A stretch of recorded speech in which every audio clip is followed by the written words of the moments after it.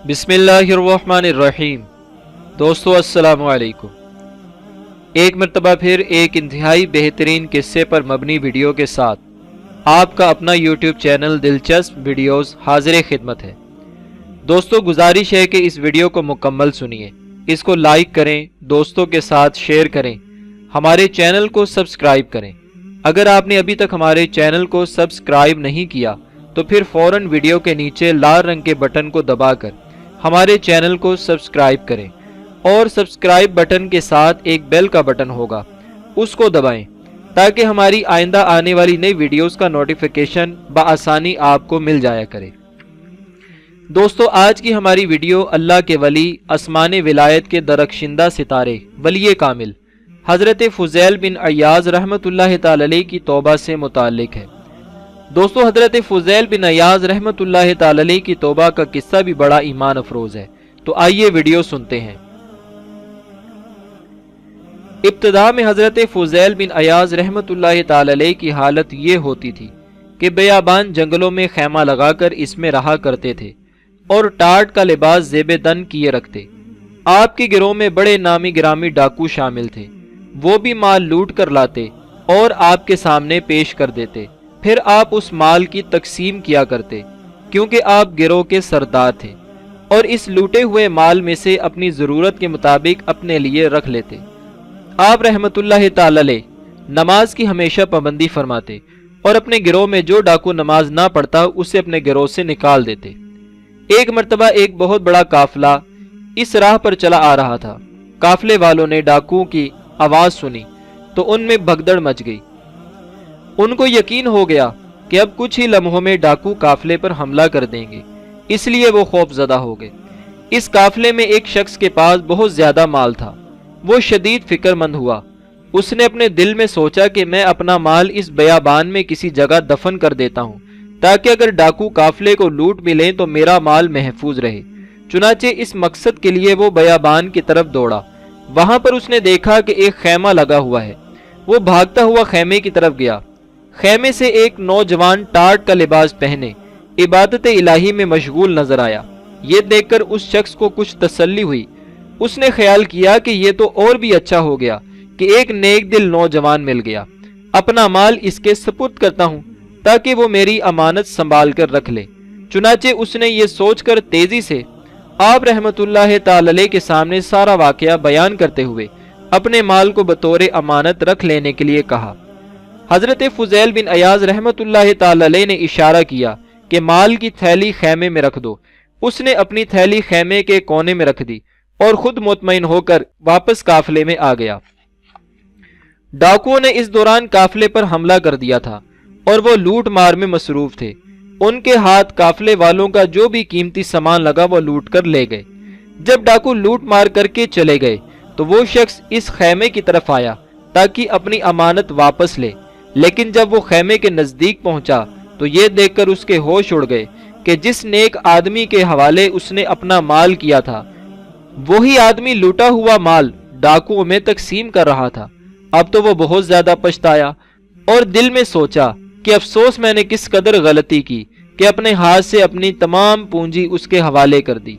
अभी वो इसी सोच में मगन था कि हजरत फुज़ैल बिन अय्याज़ रहमतुल्लाह तआला अलैह ने उसे दूर से देखकर आवाज दी और अपने पास आने के लिए कहा। वो शख्स डरते डरते आपके नजदीक आया तो आपने उससे फरमाया कि तुमने जहां पर अपनी अमानत रखी थी वहां से उठा लो। वो शख्स जल्दी से आगे बढ़ा और अपनी थैली उठाकर काफिले की तरफ भाग गया।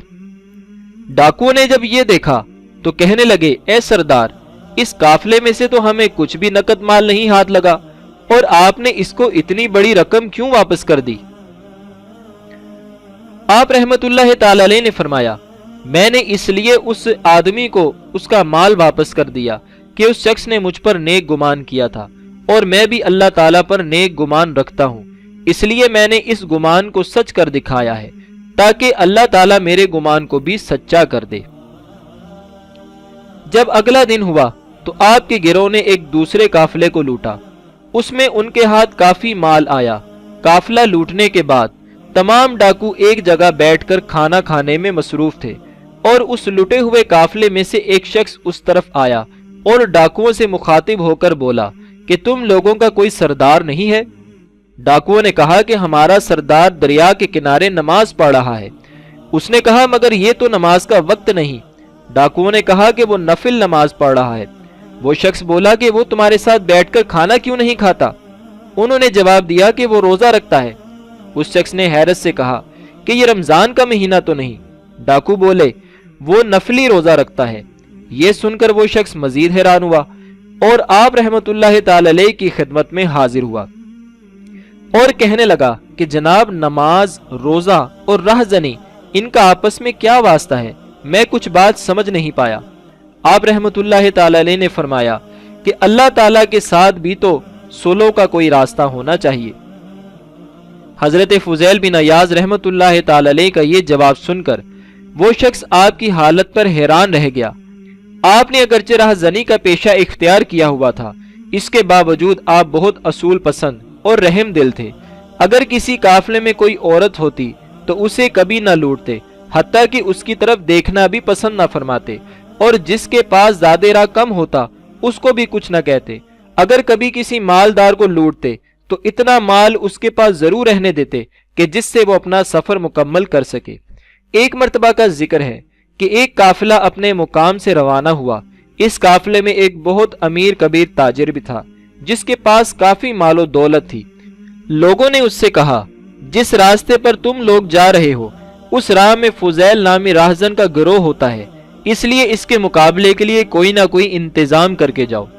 تاجر نے جواب دیا کہ میں نے سنا ہے کہ فضیل بہت بڑا ڈاکو ہے، اور میں نے یہ بھی سنا ہے کہ وہ رحم دل آدمی بھی ہے، اس لیے اس کے مقابلے کے لیے مجھے کسی خاص انتظام کی ضرورت نہیں ہے۔